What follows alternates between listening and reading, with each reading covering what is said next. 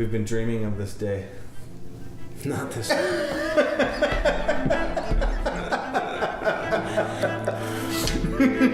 We've arrived.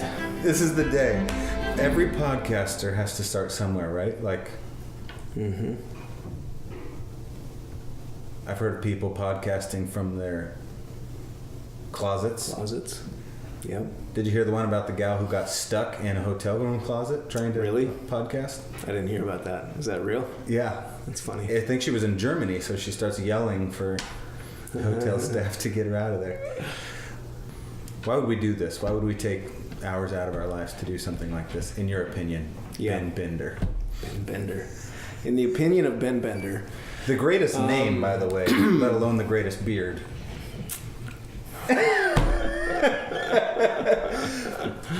Why take time to talk about work and purpose and... Right.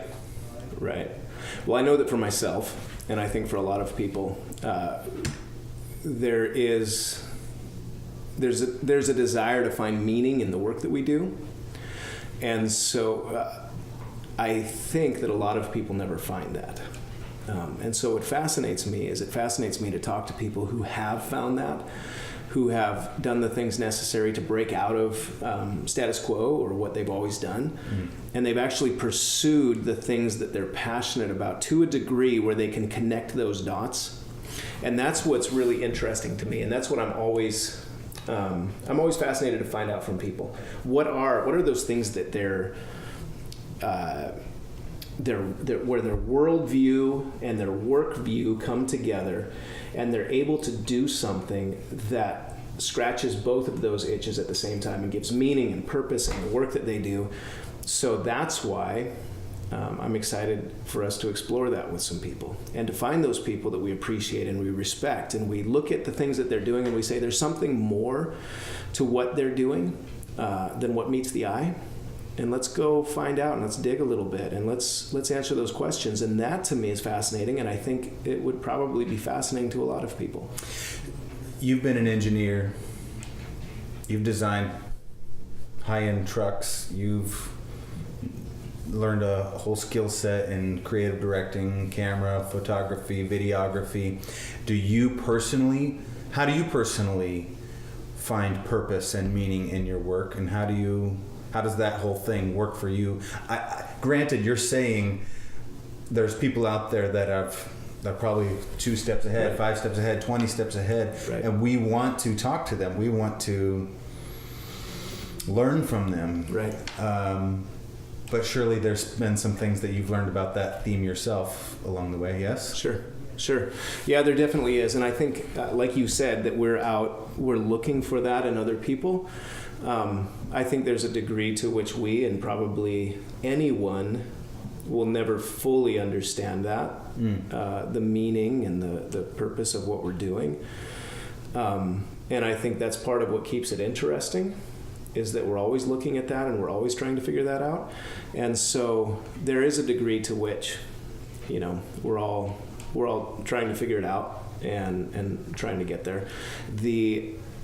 However, there are some things.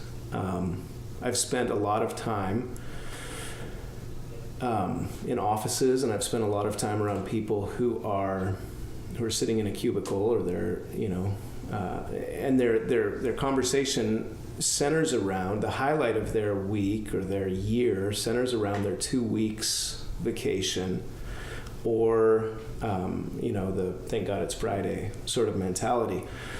And that's something that bothers me a lot. And so that's something that for myself, I'm not willing to. I'm fortunate that I'm in a position where I don't have to live that way. That I love my work. And what I love about it is I love going and I love meeting other people, and I love finding out about people. That's one of the most meaningful things we have, is stories. And so to be able to go, and even with a business, to be able to go and say, what are the deeper stories? Who are the people that are involved and affected by this business, and what are their stories, and what resonates with their soul, and why are they a part of this, and all of those things. And so that's a big part of the meaning for me, in the work that we do.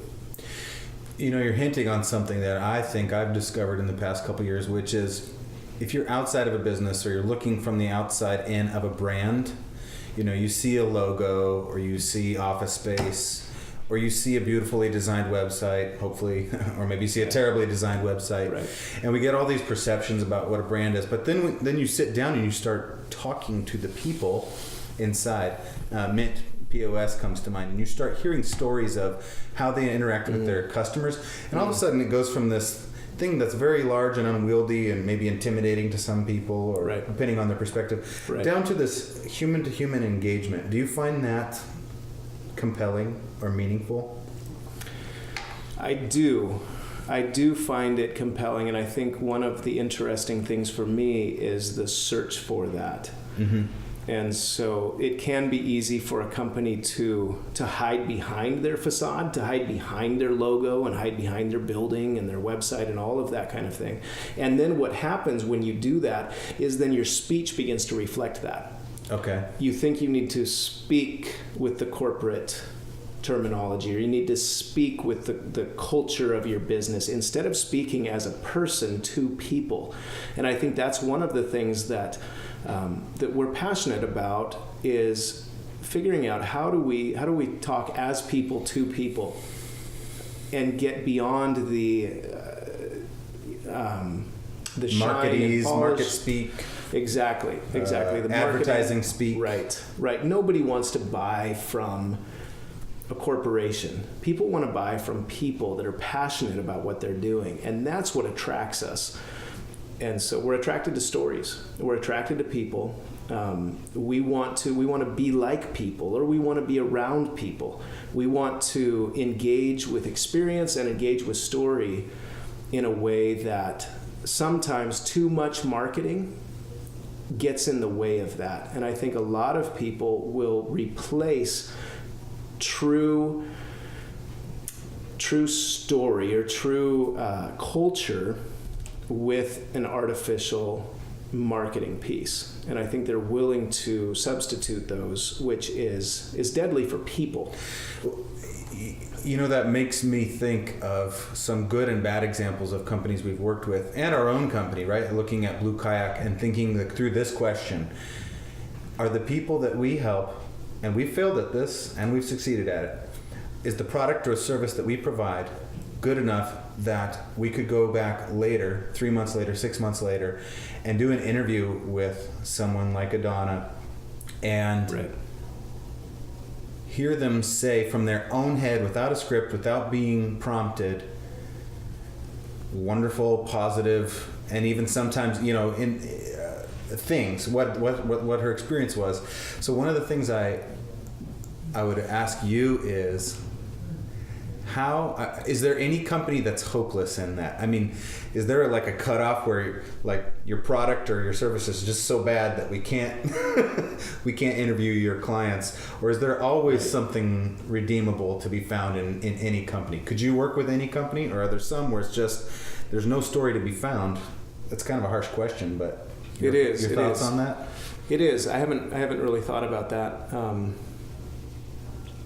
Because you get the best marketing, they say, is an awesome product, right? Right. They say. Right. I've heard people say. Right.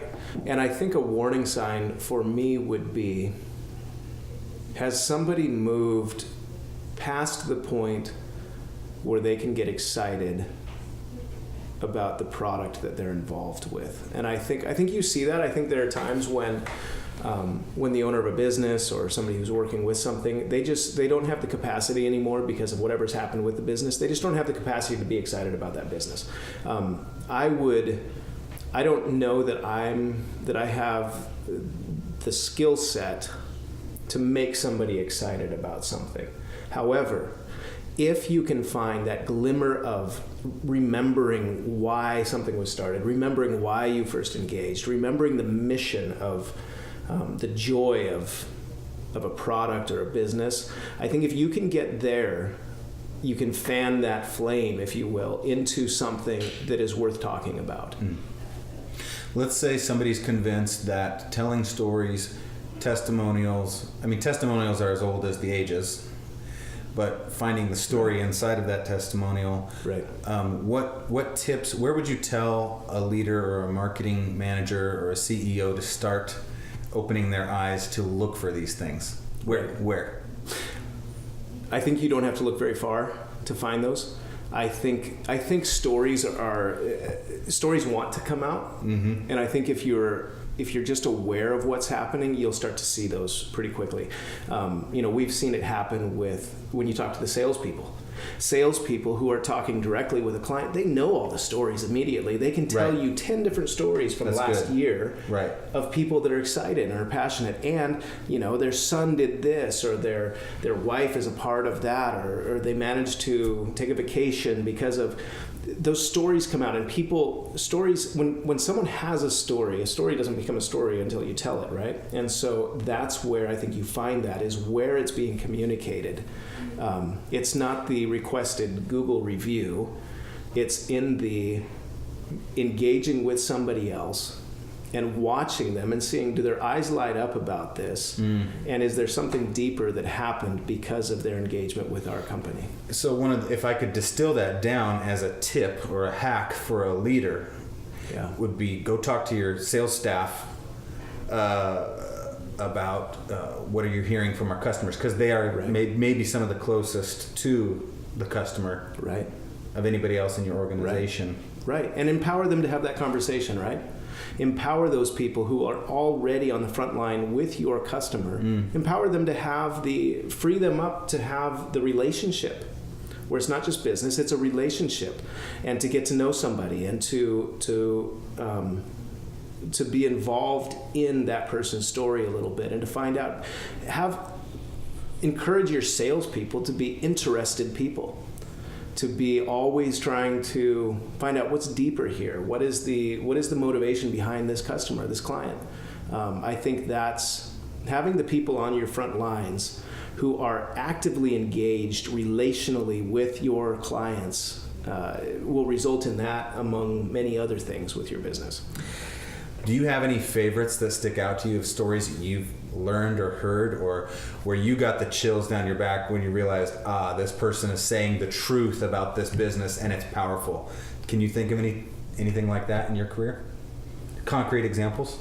There are definitely a few examples like that, and I think one of the spaces that we hear a lot of those stories in is in the financial space, with financial advisors who are dealing day to day with people who are retiring or looking to retire or looking to save their money, and all of those conversations for those people they're connected directly to dreams that those people have. They have dreams for, what does retirement look like? What is this money going to be used for? How is it going to be used for my family? How is it going to take care of the things that are important to me? Money is a tool for caring for the people around us. And so there are many stories there that you hear of things where even if a spouse dies, or things don't go the way that somebody expected with their finances, you hear the stories of this relationship became so meaningful to a client that it goes far beyond. It becomes a friendship. It becomes real care for a person. And the product was only a forum in which that could take place.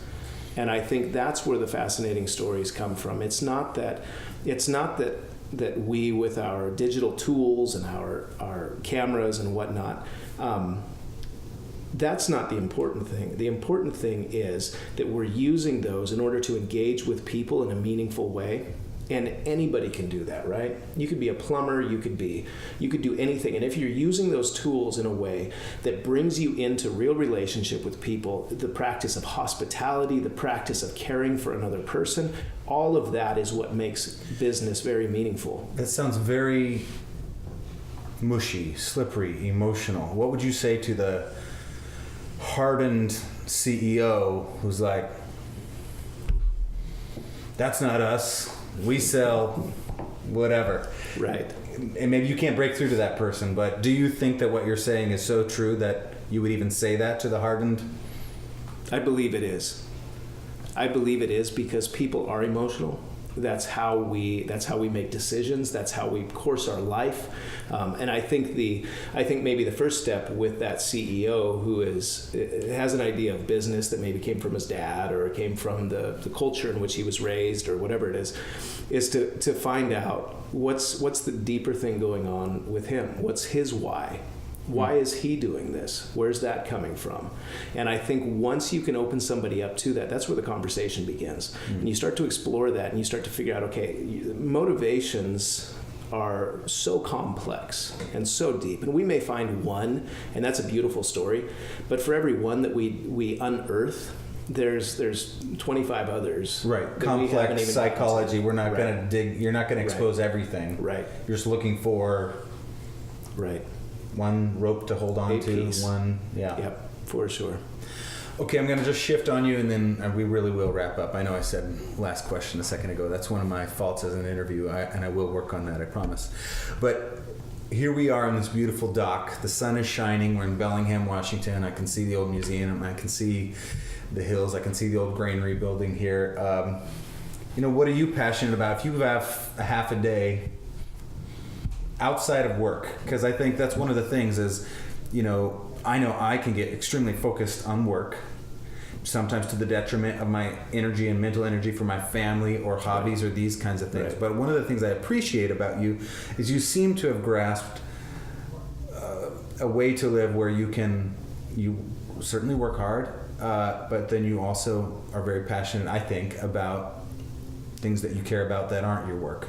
Right. Is that true? And how does that relate to this gorgeous view we've got here where today? we live. Yeah. Beautiful Bellingham. Yeah, definitely. Bellingham is beautiful.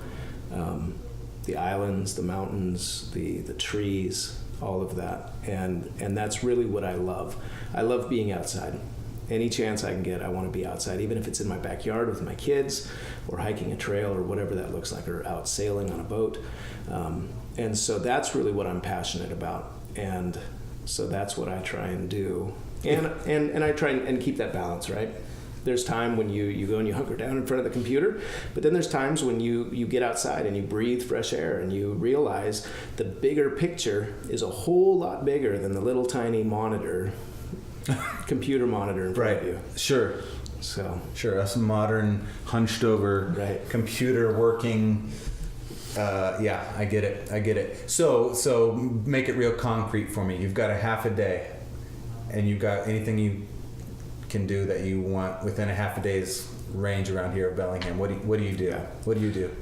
Quick thing would just be to go straight to the beach, and encourage my kids to build a fort.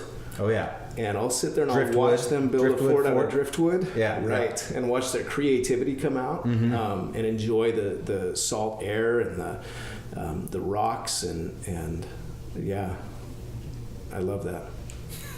That's good stuff. Well, I know just for myself, this being sort of a first try at this whole process of having dialogue and conversationally thinking about purpose and work and thinking about the other people we're going to be bringing into this, I'm very excited because I do think some of the times I know I process what I understand through conversation. That's certainly possible. You might do something and not know why you do it. I think that's one of the challenges even of this theme of purpose and work is there's a whole lot of people out there who just work and they never ask about their purpose behind their work. Right. So it's challenging. Right. For some people, I think it's going to cause distress. Like, oh, what am I doing? Yeah. Why haven't I thought about this? Why haven't I? And I do think we need those guides, right? We need people that are going 2 steps ahead of us. If it's somebody who has just gone through what we're going into, they don't yet have the perspective to speak back to us. But it's somebody who has taken 2 steps ahead of us. And they can point back at something. Or let's go for the person 16 to 24 steps ahead. Right. And those are the people that it's wise to look to. Yeah. They're not overreacting still to what they've just come out of. Right. But they're able to say, with some perspective, this is where you're going, and this is what it will be like, and here are some things that will be helpful to think about while you're there. Yeah, that's the kind of people that we're going to be going after for this. That's the kind of people I want to talk to. For sure. For sure. I don't mind talking to peers and even peers that are younger. Right. I'm using that term because I Sure. think everybody has something to teach you. Yes. I think we'll find that over and over. I think that'll be borne out. But I think it's really easy for people in this busy, in this culture where unlimited information is available to you, Right. to devalue Right. someone with wisdom Yeah. or mentorship. Wisdom is different than information. Yes, very much so. And we have too much information, right? And so we're completely bombarded by information. And so it's the person who has aggregated the right information. And they're the ones who have first established a framework, and then they have inserted the correct information into it to make sense. Those are the people that I want to help guide me in the way that I think, because that's what I need first and foremost, is that grid through which to see all the information. Yeah. It's good. Well, our first podcast. We've recorded it. There you go. Now we'll see what the audio sounds like. What the audio sounds like, the light, it is gorgeous.